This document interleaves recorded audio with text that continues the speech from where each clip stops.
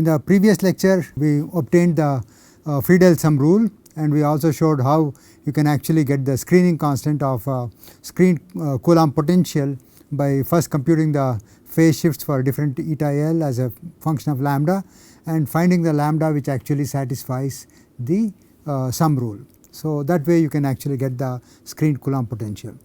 Now, there is another thing that I would like to compute, which is actually the charge density of an impurity slightly away from the center of the impurity. So, in order to do that, we will have to calculate the following thing. So, to calculate the charge density,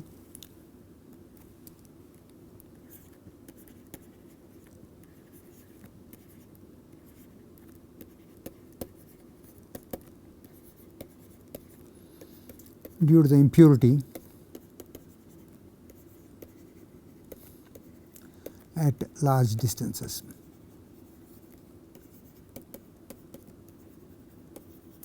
This we can calculate actually by knowing that the charge density is given by rho of r is actually sigma over all occupied states psi k of r squared times E. So, this is one way of calculating it, and we know the asymptotic forms because we are looking at distances which are large compared to the center of the impurity. So, we know the asymptotic form of the wave functions and at large distances when there is an impurity and when there is no impurity. The asymptotic form is psi k comma L, which is actually a function of delta L, is given by spherical Bessel function at large distances, and that is given by sin k r minus L pi by 2 plus eta L divided by r, and we will also have a 1 upon root 2 pi r will be the normalization constant. That is because it is like a particle on a ring of radius r, and so the 1 upon root 2 pi r is a normalization constant. Now, after having got this, we know that psi k L 0, I can write it as 1 upon root 2 pi r sin k r minus L pi by 2. So, now if I want to calculate difference in charge density due to the impurity, then all I need to do is delta rho of r is equal to E times sigma over L 2L plus 1 times integral 0 to kf psi k comma L, sorry I am using delta L here, I should use eta L, I am somehow interchanging delta L and eta L's. So, sin psi k of L eta L the whole squared minus psi k comma L 0 the whole squared times 2r by pi dk. See, r by pi is the number of r by pi is the number of states per unit length in K space,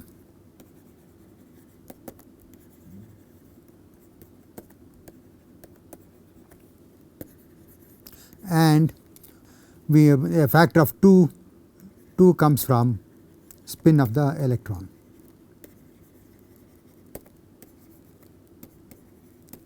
Because you can have a state occupied by 2 electrons, one with upspin and the other with downspin.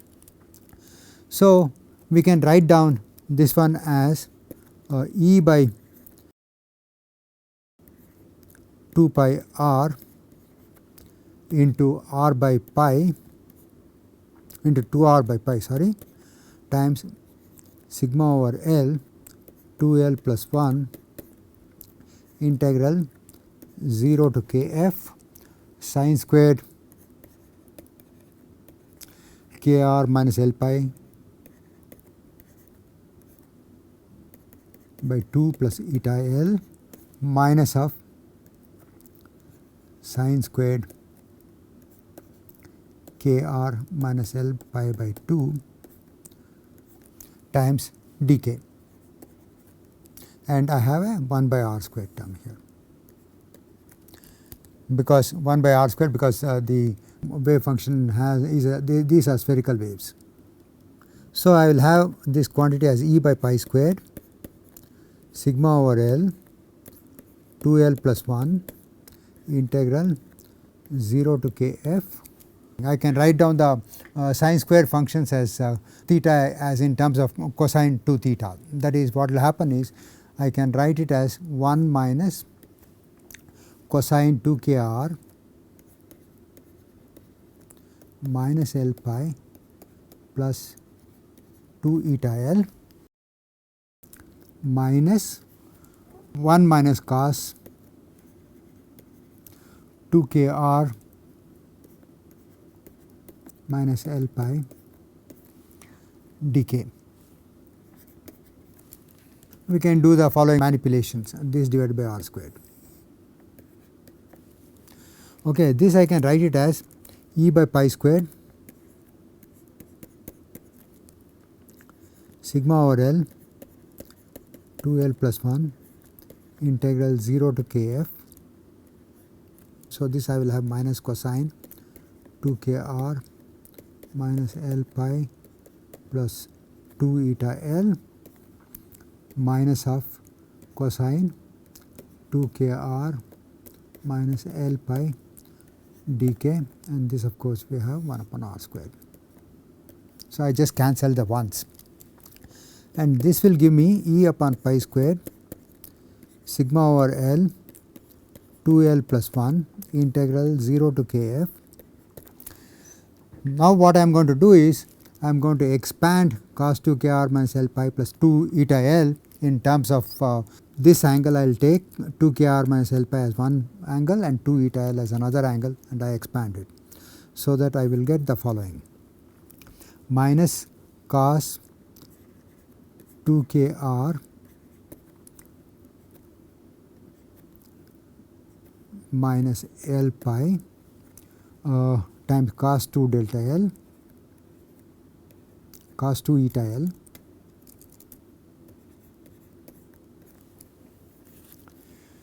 and plus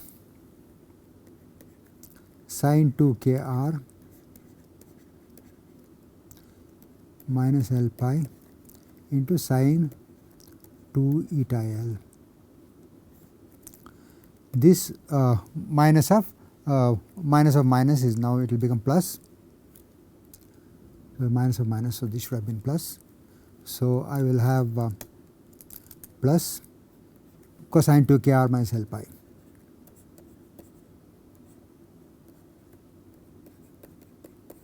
times dk, and here I will take the r squared on the outside.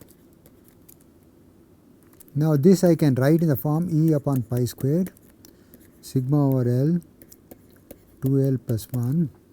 Let me write 1 by r squared outside integral 0 to 2 kf 0 to kf cos 2 kr cos 2 kr minus L pi into 1 minus cosine 2 eta L plus sin 2 kr minus L pi sin 2 eta L. So, this I can write it as E by pi squared sigma over L 2L plus 1 by r squared integral 0 to kf, and then I will have 1 minus cos 2 delta L. I can write it as 2 sin squared delta L. So, I will have cosine 2 kr minus L pi into 2 sin squared delta L plus sin 2 kr minus L pi into 2 sin eta L. I am sorry, I am sometimes using eta L, sometimes using delta L. So, I have to be careful. cos eta L. So, this is what we will get. So, this actually can be written as E by pi squared sigma over L 2L plus 1 by r squared 0 to kf. I can write it as sin eta L, I can take a common factor, times cos 2 kr minus L pi sin, I will take 2 also outside, sin eta L plus sin 2 kr minus L pi cos eta L. This is of course dk and dk. So, this will give me E by pi squared sigma over L 2L plus 1 by r squared integral 0 to 2 kf sin 2 sin eta L times this quantity is cos 2 kr minus L pi sin eta L plus sin 2 kr minus L pi cos eta L. So, that will be sin 2 kr minus L pi plus eta L dk. So, now what I will do is I will take the following: sin 2 kr minus L pi plus eta L is equal to sin 2 kr plus eta L cosine L pi minus cosine 2 kr plus eta L into sin L pi, and sin L pi is always 0. So, this goes away, and cosine L pi will give me minus 1 to the power L sin 2 kr plus eta L. So, if I plug this in, what I will get is I have the factor 2 that is coming in there, 2e upon pi squared sigma over L 2L plus 1 by r squared. I can take sin eta L and minus 1 to the power L outside. So, that I will write it as minus 1 to the power L sin eta L into 1 by r squared integral 0 to kf sin 2 kr plus eta L times dk, or I can write this as 2e upon pi squared sigma over L 2L plus 1 minus 1 to the power L sin eta L 1 by r cubed integral 0 to kf. This will be,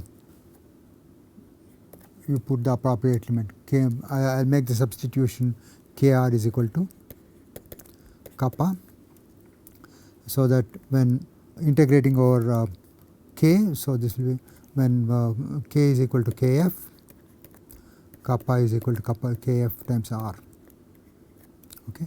So, this sin 2 kr plus sin kappa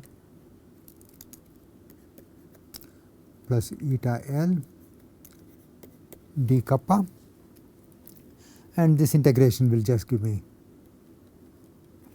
the following. This will give me 2e upon pi squared sigma over L 2L plus 1 minus 1 to the power L sin eta L 1 by r cubed times cos 2 kfr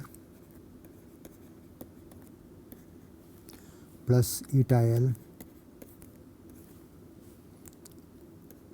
This is what it is going to give me. Okay, so, this is very interesting, because as a function of distance,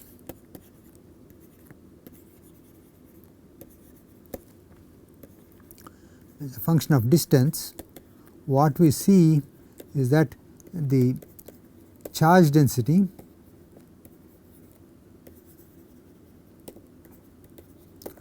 oscillates because it goes as cos 2 kfr. So, which means that it is going to be oscillating as a function of distance, and these oscillations are known as, these are called Friedel oscillations.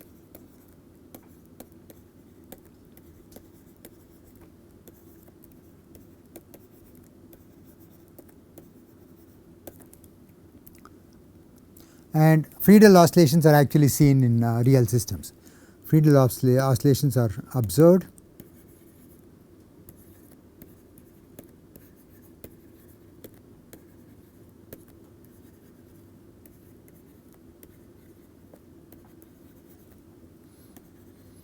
in real systems.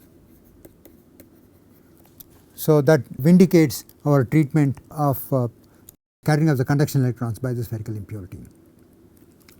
Okay, now let us go to the another topic, in the sense that, related to this, that is, let us see how we can compute dielectric constant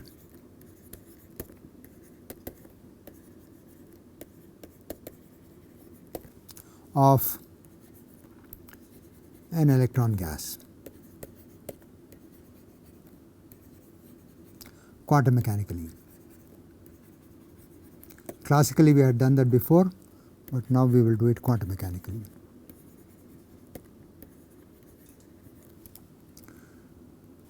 To do this, what we will do is the following: we will do a perturbation treatment.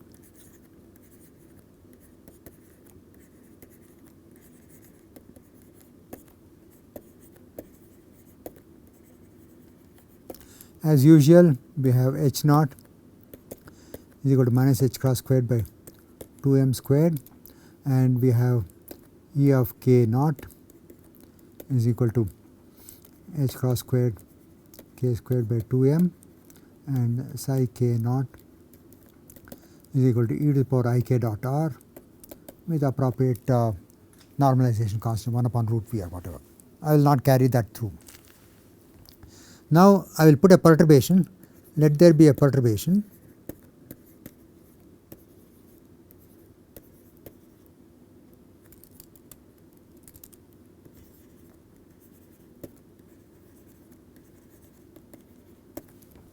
which I will say H prime is equal to u q e to the I q dot r e to the I omega t e to the alpha t. So, the perturbation has wave vector q and frequency omega.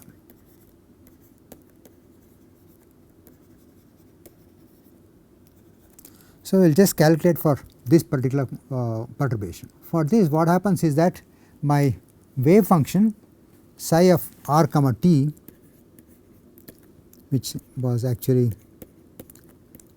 perturbed state psi k of r comma t, will now have the form k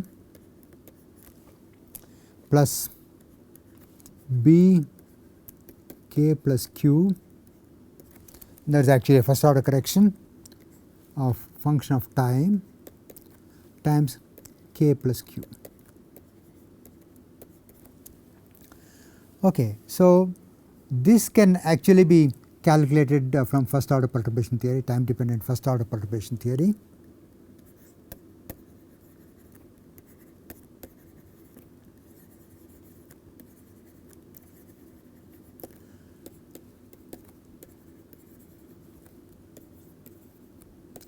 We can write down what is B1 of k plus qt. So, I can write down B1 k plus q of t is equal to k plus q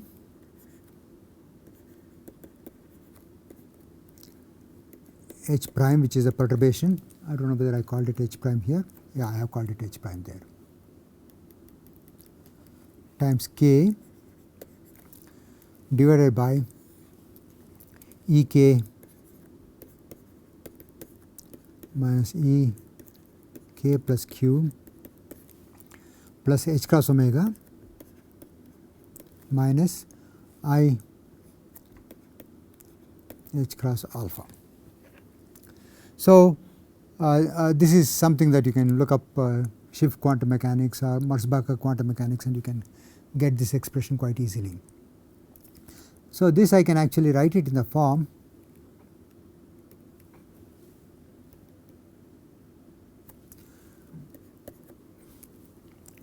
u of q e to the I omega t e to the alpha t divided by E of k minus E of k plus q plus h cross omega minus I h cross alpha. So, if I want to write down what happens to the change in charge density because of this, because see what I am going to do is use this perturbed wave function to calculate change in charge density, and then use Poisson's equation to get from the charge density a potential, and from that potential I will be able to get a dielectric constant. So, that was the idea with which I started. Okay. So, this can be written as E times sigma over all occupied states psi k r plus r of t squared minus 1 after normalization constant. That is what you are going to get for unperturbed charge density, okay, because delta rho is equal to rho perturbed minus rho unperturbed, which is actually a uniform charge density because it is a free electron gas. Now, I can plug in for psi k r comma t into this expression. Then what I will get is E times sigma over k occupied times e to the I minus I k dot r plus b k plus q star t times e to the minus I k plus q dot r times e to the I k dot r plus b q of b k plus q is a perturbation. So, first order perturbation of t e to the I k plus q dot r.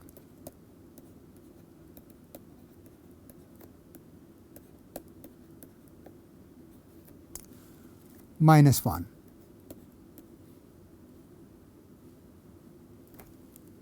Okay, so this is the expression that I have. I can expand what is in the brackets, and I can write it as the following. So, this is equal to E times sigma over k occupied times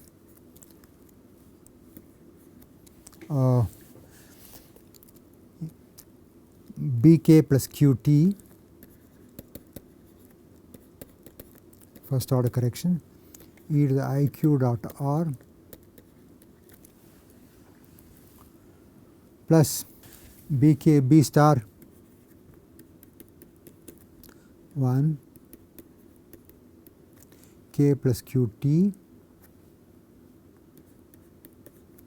e to the, this one is e to the minus I k dot r multiplied by this will give me b 1. So, minus k, so thus plus is okay. So, the other one will give me minus I k plus q times this. So, it will give me minus I q dot r.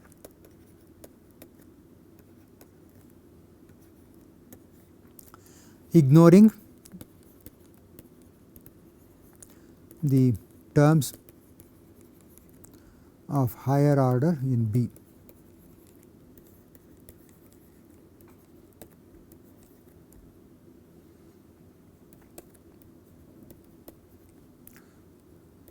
That is of course because we are doing a weak perturbation is what we have added. So, B 1 k plus q itself is going to be very small.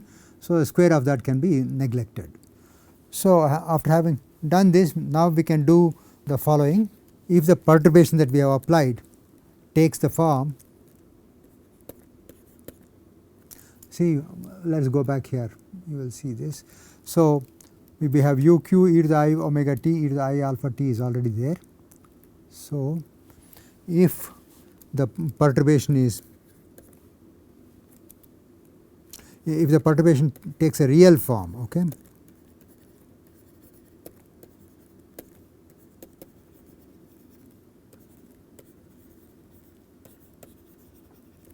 in which case you also have to add u q e to the minus I q dot r e to the minus I omega t e to the alpha t has to be added to H 1.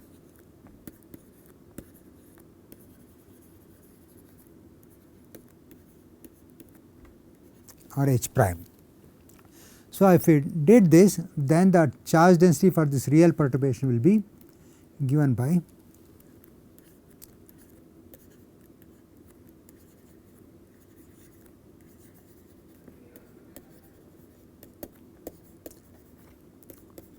for the real perturbation you have to add the two things.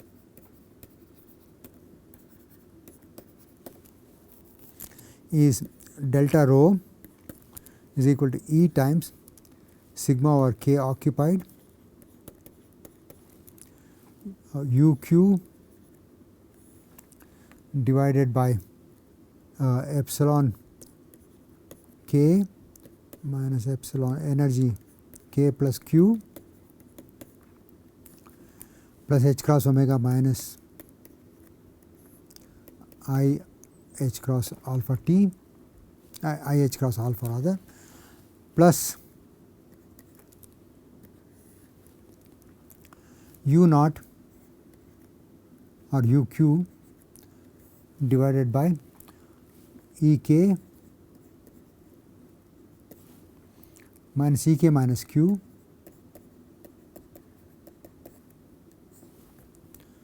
plus h cross or rather minus h cross omega plus I h cross alpha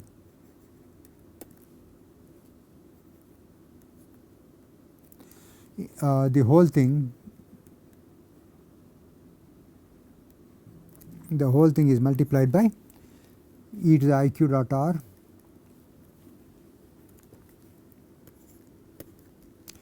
I q dot r e to the I omega t e to the alpha t plus a complex conjugate. So, you will have a complex conjugate term because we have taken the real perturbation. So, now we have two terms, one is this term and the other is this term plus of course the complex conjugate term. So, what we can actually do is we can write down delta rho 1 as that due to the first term and replace, we can write as delta rho is equal to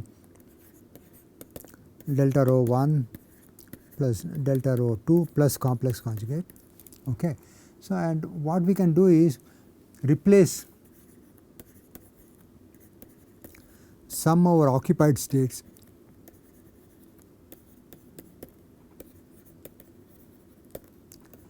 by all states by sum over all states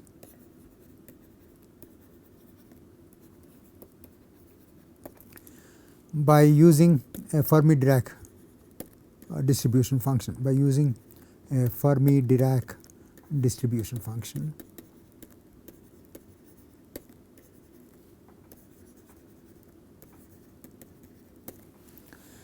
So, if we use a Fermi-Dirac distribution function, then what we will get are the two terms will be delta rho 1 is equal to E u q sigma over k f naught k you see f naught k will be at t equal to 0 k, f naught k will be 1 for k below kf and 0 for k above kf, and divided by ek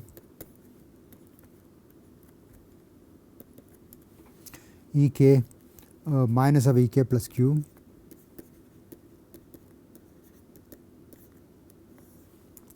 plus h cross omega minus I h cross alpha times e to the I q dot r e to the I omega t plus times e to the e to the alpha t times plus a complex conjugate. So, what I have done is actually I have included the complex conjugate for the first term. Earlier I said that I was not going to include it. So, I have included complex conjugate in the first term itself. So, I am going to remove that from there. And delta rho 2 is then similarly given by E times u q sigma over k f naught k a distribution using a times E k minus of E k minus q E of k minus q plus h cross omega minus I h cross alpha times e to the I q dot r e to the I omega t e to the alpha t plus complex conjugate. So, I think these are the two terms that I have. Okay. E k minus q. So, here I actually, since I am taking a complex conjugate, I will put it as plus here. So, this k over all states it is, okay, k over all states. Now, what I can do is replace k by k plus q. If I did the replacement of the k by k plus q, then I will get delta rho 2 is equal to E times u q sum over k plus q f naught k plus q divided by E of k plus q minus E of k plus h cross omega minus I h cross alpha e to the I q dot r e to the I omega t e to the alpha t plus complex conjugate. So, I can write down now k plus q runs over all the states. So, I just change the dummy index for summation. Okay. Now, the total change delta rho is equal to delta rho 1 plus delta rho 2. And this I can write it in the form E u q sigma over k f naught k minus f naught k plus q. Because I have used f naught k plus q, the denominator sign will interchange, and then so I will have the same denominator in both the cases, epsilon k minus epsilon k plus q plus h cross omega minus I h cross alpha.